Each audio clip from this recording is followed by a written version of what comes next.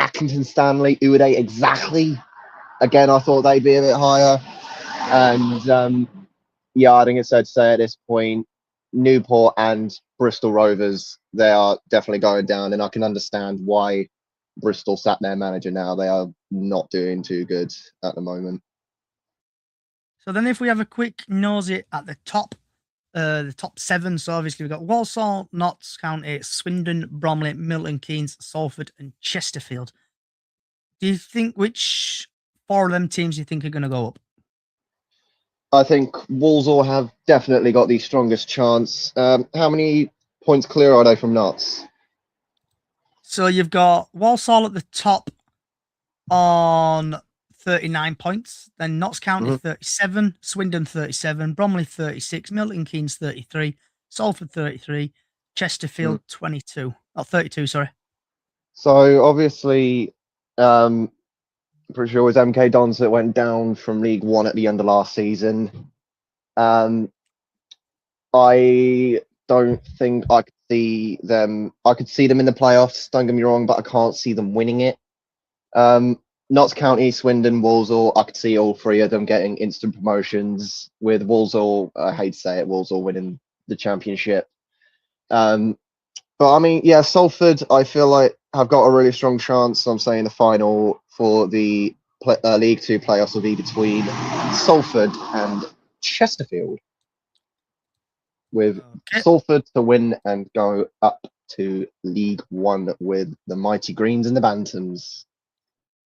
So then now I am going to put the Liam Richards, the Reading manager's thoughts on of what he thought of the game. Once you've done that, would you be able to pull up the Plymouth one as well? I thought first half for an away performance was very good. I thought our energy, how we met them, how we pressed them, we forced them long, transitioned very well, had some very good chances that we'd got to do better with. My disappointment was that we couldn't sustain that the second half. What happened in that second half? Bradford had the lion's share of it. Yes, I think that the first goal disappointed us quite a lot. Obviously, at a place like this, we've got to remember we've been together for a short period. The likes of Bradford have been recruiting and been together now with Graham for over 2 years. They've got a style of play. They've had a lot of continuity and sustainability, which our club's gone through the opposite, with a big transition of change, etc. And you can see the difference, and we've got to get there. We will get there as a club. Do I think it'll happen overnight? No. Do I think it'll happen with hard work and really strong habits and culture around the football club? Good people here. Yes, of course I do. 6 games in, what do you know now that you didn't 6 games ago? Honestly, nothing. That's not been flippant or anything else. I've been doing it a long time. I've got a lot of experience around the league. I don't think Joel's made a save today, but yet we've been on the end of a 2-0 loss. That's the league at the minute. We have to have a team that's consistent in our performance, consistent. We need to carry goals. We need to, again, I've spoke about our fitness levels that we need to sustain through the game. We have got a lot of youthfulness and, players who are been to Valley Parade for the first time. You can't get away from that. We've had really 60-70% of our players have never been here, never played against the likes of the Bradford players. But we've got to be better. We've got to sustain what we're going to do. We've got to have a plan. And we've got to learn every single day.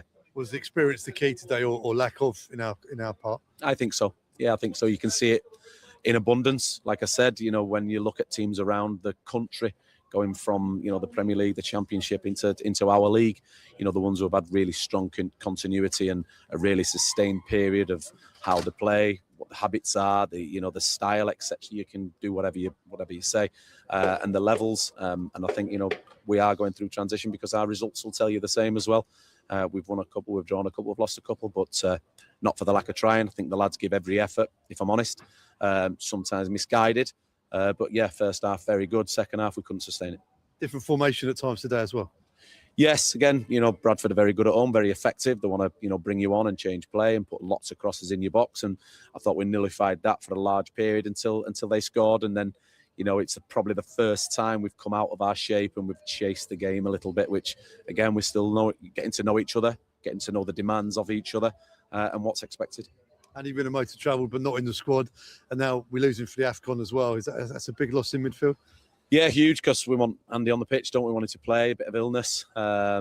and obviously going away is disappointing. But saying that, he'll come back fitter, fresher, and stronger to go into the latter parts. When we edge closer to that January window, are you counting down the days? I just think for the club, I can't say something and become words. I think, like I said, the next 3-4, whether I'm here or not, I'll always say the truth, because I care about the football club and I care about people's careers, my career, and I always want to do the best for the football club that I work at. The next 3-4 windows are everything for the club, because we've got some really good young players here. We've got some really good people here, on the playing side and off the pitch as well. But you can't get away from the fact we are in a club in transition of all departments, and we need to see this through and need to see a period through where we'll come out better for the other end.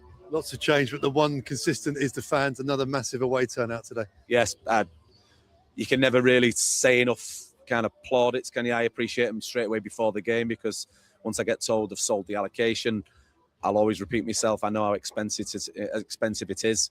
And traveling around the country for your weekend, I ask myself every time, half time, full time, could the lads give us, the fans included, could they give us any more? And when the answer is no, I think that's the least of the, that you can give them.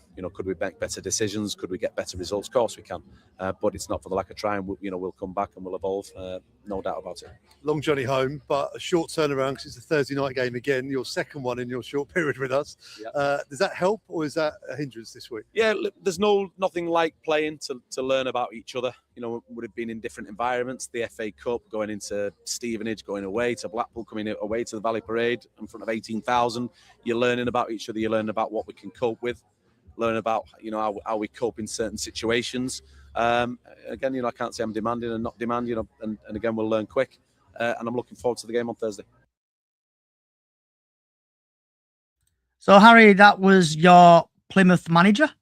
Reading manager. What was your thoughts on his basically post-match chit-chat there?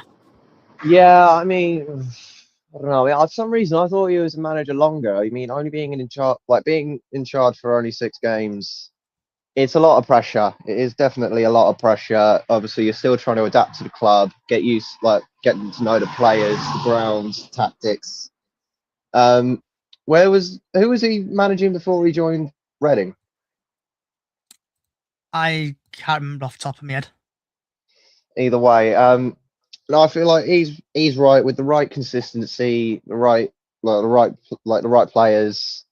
Then they could be successful. But at the same time, it also depends on who you sell and who you bring in during a January transfer. Because at that point in the season, anything can change. You could go up, you could go down, you could be in relegation, you could be in promotion. So I'd say it's not really until the January transfer where, for any team really, where once the end of the January transfer comes to an end, that's when everything gets to that's when everything's pretty much set in stone. But no, I mean, I think Reading could stay up. Reading could stay up, but at the same time, it also depends on what you do in the transfer. Yeah. So before I get to your manager, I'm just going to quickly play Graham Alexander. 37 points from our first 19. It's the best record in the club's history since the 80s. That gives a real platform, doesn't it, to go and attack the second half of the season. Yeah, look, that's it. We've sort of come back from looking at the season as a whole and just gone, right, next game, what do we have to do? Can we win the next game? The answer is always yes, but we have to do these certain things, A, B, and C, to do that. But look, I think our record so far this season, our record last season, gives us confidence that the work we do off the pitch, the training, the analysis, how the players look after themselves, the strength and conditioning, all these things, they all add up percentages to help you win tight games of football, because that was a tight game of football until we took the lead, and then the gap just got a little bit bigger and we had that control. But you have to earn those that right, and all those little percentages help. So yeah, we've got a lot of work ahead of us, but it's been a good start.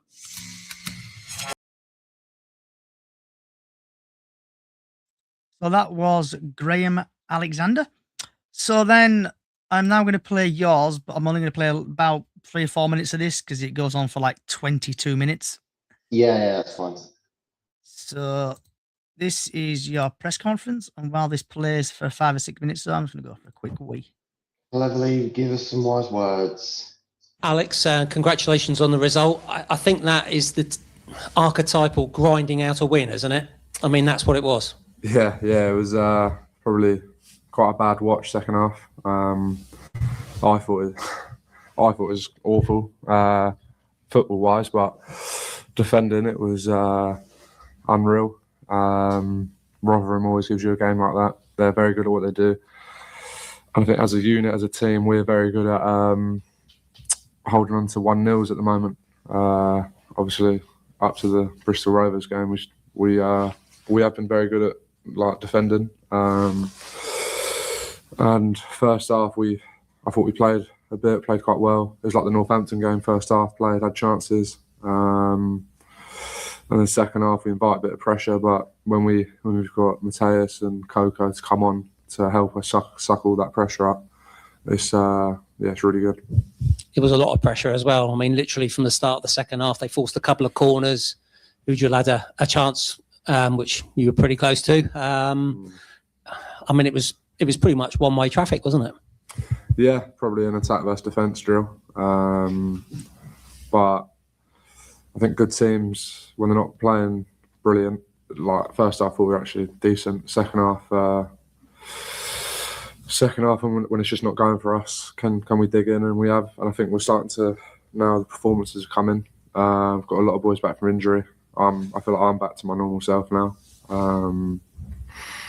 It's all positive. Obviously, the league position is still not great, but this league, I haven't seen the results in the playoff way. But if we're still 12 points or whatever it is away from it, with 5 months left, and we've got Jan coming up, and every player Scoops is back soon. I think it's really positive. I had it at Lincoln where we were something like 16 points off it, and Jan, great guy for the dressing room.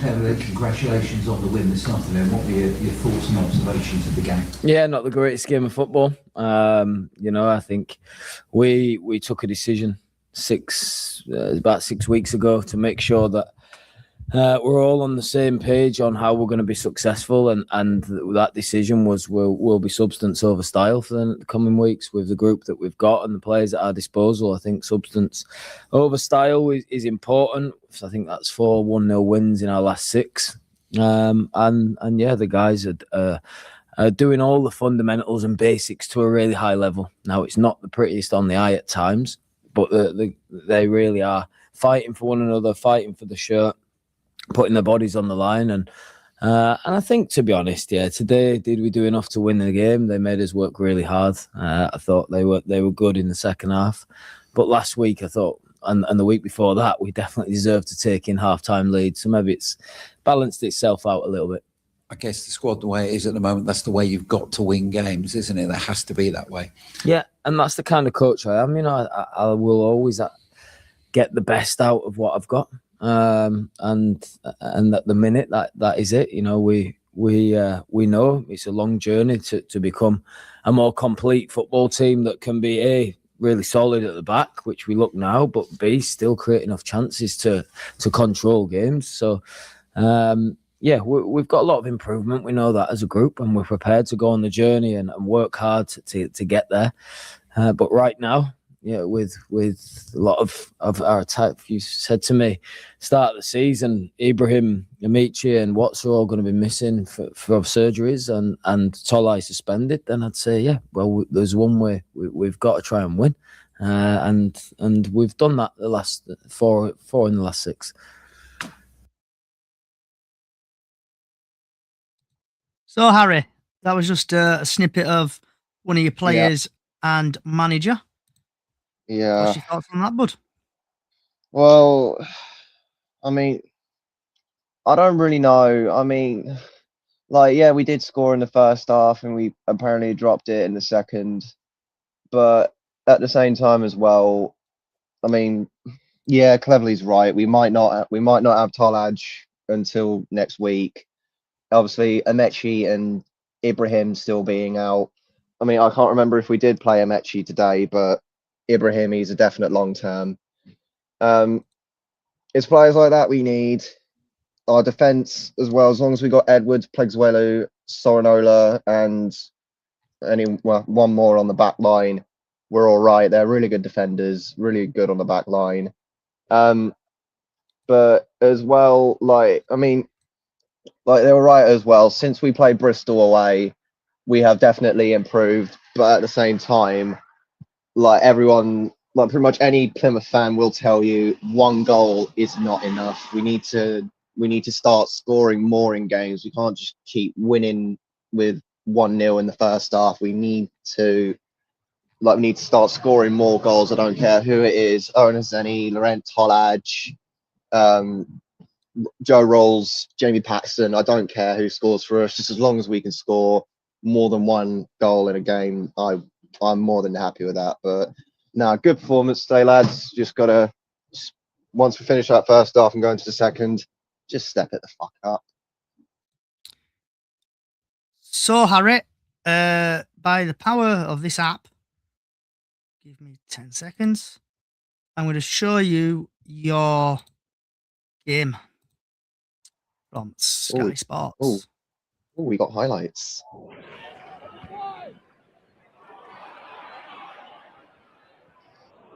Oh.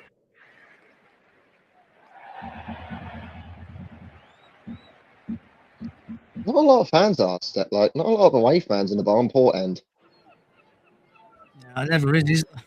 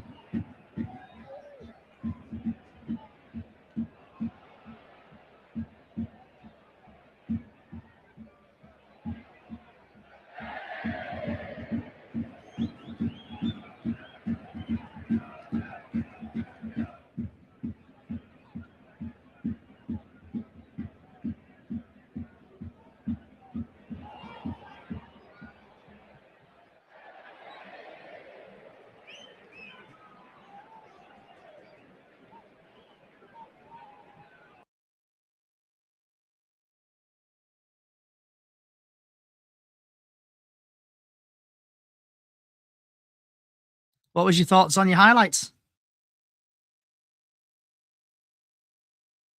You there, Harry? Yeah, he's not wrong. We made some really good attempts in the first half. Obviously, Joe Rolls, our number 32, scoring that. Thank you. We could have been 2-0 up. But again, really good defense from Rotherham. But yeah, second half, I don't know what the hell we were doing. What were we doing in that second half? Like, obviously, Rotherham had made a good amount of chances in the second half as well. It's good to see that they upped it in the second half as well. Our defence, though, bit shaky, could have been better. But no, either way, end of the day, 3 points, 3 points at home.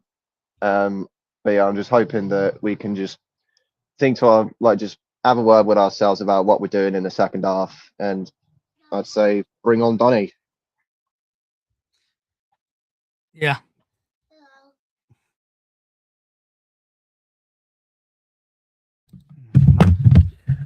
So, Harry, have you got anything else you want to chat about your team? No, not really. All I will say is, well done today, lads. Nice win. Good to see us finally up in our game. But just keep that pressure. What we've got at the moment, keep it. We can't afford to lose it, and just do what you can to get us out of relegation. Cleverly, again, try and make some better decisions as well. But again, thanks for the team giving us the win. Thank you to anyone who attended Home Park for today's game, home and away fans. And as always, up the fucking greens. So thanks for Harry for joining me. So if you've enjoyed the podcast, thank you for coming. It'll be going out as a podcast in the next 20 or 30 minutes or so. Also, if you've enjoyed it, if you fancy donating me a coffee, there's a QR code at the top there. Just click on that and help and support the podcast. So we have got obviously Bradford City Up the Chickens podcast. That is every match day. So if a game's a Saturday, it's a Friday at 6. And obviously if we play a Tuesday, the podcast at 6 o'clock on the Monday. I was also going to say I got my podcast on every Tuesday at 5 p.m. on X. Just go search up Green Army Loop podcast on X, Spotify, and TikTok. I am going to be doing our Doncaster away preview on Tuesday, so feel free to join me at the Green Army Loop. Yeah, so if you want to give Harry a follow, I'll just quickly get this up for you. Green Army, there it is. So the power of this, if I click that, click on that. Don't have audio. Yeah. So this is Harry's, the Green Army Loop. So if you do want to listen to him, feel free, download it. There's me and Jack and a couple of other people on it. And that's his first episode there. So go and give that a listen. And also give him a follow on all socials. And if you just want to plug your social, Harry. Yep. So my socials are the Green Army Loop podcast on Spotify, and I'm also on the Green Army Loop on X and TikTok. So, like I say, I'm going to be on X. I'm going to be live on X every Tuesday from 5 p.m. for post-match reactions, previews for our upcoming games, and obviously talking to other fans about what's going on with them, score predictions for the weekend ahead, and so much more. So, yeah, hope to see you on Tuesday on the Green Army Loop, live on X.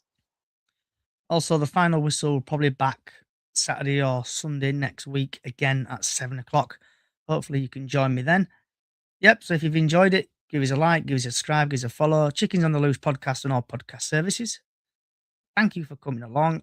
And also a small Facebook page, Up the Chickens on Facebook, where we do Golden Goal every match day and Super 6 every year. You've been listening to me and Johnny and Harry.